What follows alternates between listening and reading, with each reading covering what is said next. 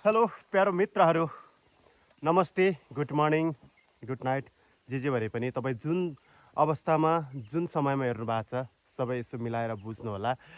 आज चाहिँ हामी के गर्न लागेको छौँ भन्दाखेरिमा यो मैले अगाडिको भिडियो चाहिँ कोइला बनाउनको लागि दाउरा रेडी गरेको, दाउरा चिर्दै गरेको, कुन तरिकाले दाउरा चिरिन्छ कसरी चिरिन्छ भनेर मैले देखाएँ भने आज चाहिँ हामीले के गर्छौँ भन्दाखेरिमा कोइला तयार गर्छौँ। अब कोइला तयार गर्नको लागि हामीसँग अब छ, अब यो अब मुढाहरू देख्न सक्नुभयो होइन। र यता हाम्रो दाइ गोर्खाली दाइ हुनुहुन्छ, मेरो म्यानेजर। भनेपछि अब यो खाल्टो हामीले चाहिँ यहाँ खाल्टो रेडी गरेको छौँ भनेपछि यहाँ दाउरा रेडी छ। अब आगो सल्काउनको लागि अब हामीले आगो सल्काउनु पर्ने हुन्छ। आगो सल्काउनको लागि यहाँ मसिनो दाउराहरू तयार हुँदैछ। अब मैले चाहिँ हजुरहरूलाई यहाँदेखिबाट पुरा आज कुन तरिकाले कसरी चाहिँ कोइला बन्दो रहेछ, कोइला के अरे भन्छ अरे कच्चा कोइला बनाउनलाई चाहिँ कतिको गाह्रो हुँदो रहेछ, कतिको सहज हुँदो रहेछ भन्ने कुराहरू म तपाईँहरूको लागि देखाउँछु होइन। धेरै भयो राम्रोसँग काम गर्न नपाएको, यता यता भत्रा आगोल भइरहेछ भने यतापट्टिबाट घरमाथिबाट टक्क घाम झुल्किन लागेको छ। हामी बिहानीको समयमा छौँ अहिले। यति बेला चाहिँ तपाईँले कुन समयमा हेर्नुहुन्छ यो भिडियोलाई त्यही अनुसारको कमेन्ट गरिदिनु होला। हामी चाहिँ अब मैले चाहिँ मोबाइललाई यहाँनिर राखिदिन्छु किन अब समातेर बस्नु त मैले भ्याउँदिनँ होला होइन।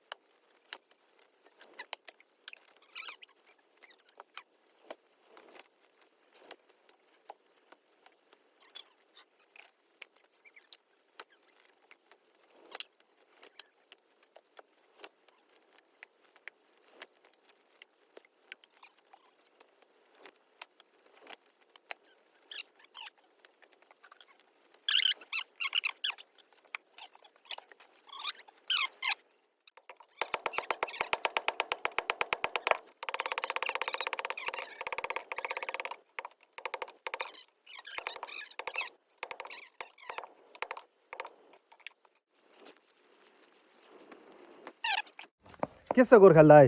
एकदम ठिकठाक छ। ठिकठाक छ है। हाम्रो चाहिँ यति बेला कोइला रेडी हुँदैछ। अब यसलाई हामीले लगभग कति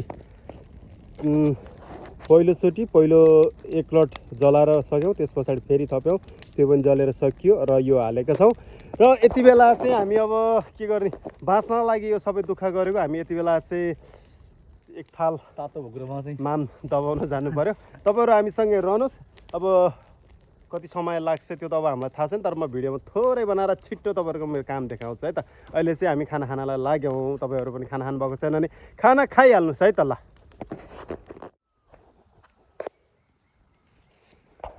झ्याप्प लाएर गाइज म भात खाएर आउँदाखेरिमा चाहिँ यत्तिको अवस्था भएर बसेको रहेछ होइन। अब भात त खानु पऱ्यो, भात खाएर आउँदाखेरिमा चाहिँ त्यो यत्तिको भएर बसेको रहेछ। अब यहाँनिर अब धेरै छैन, थप्नुपर्ने दाउराहरू चाहिँ हामीसँग। अब कोइला हुन लागिसकेको छ। तातोले नजिक जान पनि सकिँदैन, गाह्रो छ। जाडो भयो भन्न नमिल्ने गरम पोले हावा पत्ता है त। ल हामीसँग रहनु। अब यसलाई चलाउँछु एकचोटि, त्यसपछि दाउरा थप्छु, त्यस पछाडि फेरि के गर्ने अरे सोच्दा सोच्दा टाउको दुखेर आउँछ भने धेरै हुन्छ नि त काम है, त्यो गर्नै पर्छ।